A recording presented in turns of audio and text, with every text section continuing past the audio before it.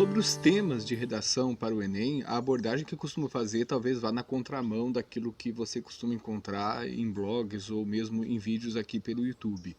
Eu não acredito e não trabalho com a tentativa de adivinhar temas que caem no Enem, assim como isso também não é válido para outros vestibulares, outros exames quaisquer.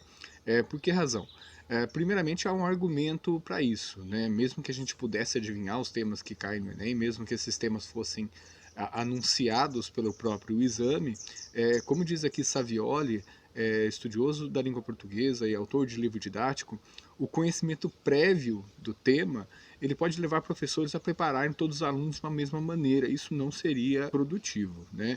Isso seria, como diz Savioli, fatal para a redação, porque aí você não daria a possibilidade de avaliar as capacidades de escrita do aluno e mesmo a sua criatividade, a sua originalidade na forma como ele pode apresentar. E o segundo motivo é pela impossibilidade mesmo de fazer isso, ou seja, de adivinhar o tema que pode cair no Enem. Eu costumo brincar em sala de aula que você talvez seja atraído por um título de uma matéria de blog que diga assim: conheça aqui os 100 temas que podem cair no Enem. Bom, se você, por acaso, tiver tempo e disposição para praticar esses 100 temas que esse determinado blog anuncia, ótimo, perfeito. Você estará certamente aqui praticando bastante a escrita de redação e praticando também múltiplos temas, né? Porém, depois de dizer que este blog tem acertado citando um desses 100 temas, acredito que não seja uma coisa muito improvável, mas pouco construtiva no sentido de dizer que realmente há uma adivinhação aí. Uma perspectiva que eu acho muito interessante e que eu extraio do mesmo Savioli é a gente compreender qual é a natureza dos temas de um determinado exame. Isso é uma coisa perfeitamente possível e compreende um estudo que a gente faz aqui sobre cada um desses exames, a sua história e a sua forma de apresentação. Então a gente pode aplicar aqui essa metodologia, esta abordagem a outros exames de vestibular. Eu tenho feito isso, por exemplo, com o Unesp, com o FUVEST, e aqui eu acredito que temos uma abordagem apropriada para esta questão. Como funciona isso? A gente compreender que existem 3 eixos possíveis de temáticas de redação e aí a gente procura enquadrar cada um dos exames sobre o qual a gente debruça aqui nosso estudo nessas categorias. Savioli então define para a gente que há 3 eixos temáticos possíveis para redações de vestibular. Assuntos que tratam do indivíduo e temas filosóficos. Esse primeiro eixo traz temas como realização profissional, felicidade, amor, paixão, depressão, estresse. O segundo eixo seria da relação do indivíduo com a sociedade, por exemplo, política, solidariedade, relações de poder, cotas raciais ou sociais, preconceito racial. Então são temas que tratam da relação do indivíduo e as questões sociais importantes. E o último eixo seria da relação do indivíduo com o universo biofísico, por exemplo, poluição, utilização de recursos não renováveis, preservação do meio ambiente, portanto, essa temática ligada ao universo biofísico.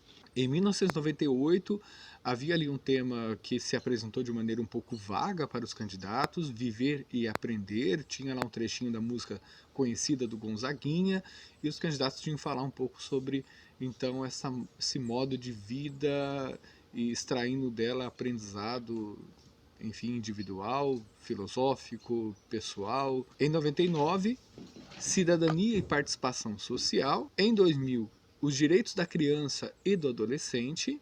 2001, Desenvolvimento e Preservação Ambiental. 2002, o direito de votar, como fazer desta conquista um meio para promover transformações sociais de que o Brasil necessita. 2003, a violência na sociedade brasileira, como mudar as regras desse jogo. 2004, como garantir a liberdade de informação e evitar abusos dos meios de comunicação. 2005, o trabalho infantil. 2006, o poder de transformação da leitura. 2007, o desafio de se conviver com as diferenças. 2008, preservar a floresta amazônica. 2009, o indivíduo frente à ética nacional. 2010, o trabalho na construção da dignidade humana. 2011, Viver em Rede no século XXI, os limites entre o público e o privado. 2012, movimento migratório para o Brasil do século XXI. 2013, efeitos da implantação da lei seca no Brasil. 2014, publicidade infantil em questão no Brasil. 2015, a persistência da violência contra a mulher na sociedade brasileira. 2016, caminhos para combater a intolerância religiosa no Brasil. 2017, desafios para a formação educacional de surdos no Brasil.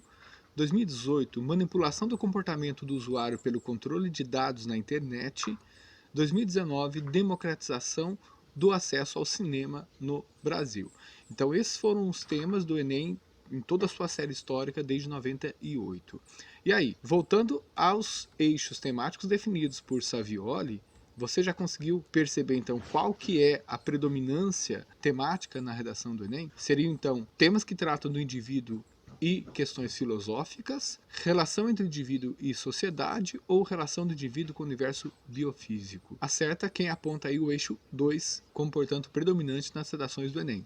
Relação do indivíduo com a sociedade. Questões, então, sociais acabam sendo o eixo temático predominante nas redações do Enem. Houve também, evidentemente, a presença de temas ligados ao universo biofísico, preservação da natureza, da floresta amazônica, por exemplo, apareceu 2 vezes, assim como também ocorreram aí talvez 2 vezes, o primeiro ano em 98 e depois quando falou do poder de transformação da leitura, nós temos ali propostas de redação que tangenciaram o tema da relação do indivíduo com questões filosóficas. E o Enem passa a focar em questões mais sociais, nos problemas sociais do país e, sobretudo, na busca de solicitar o candidato que pense soluções para essas problemáticas de cunho social do próprio país.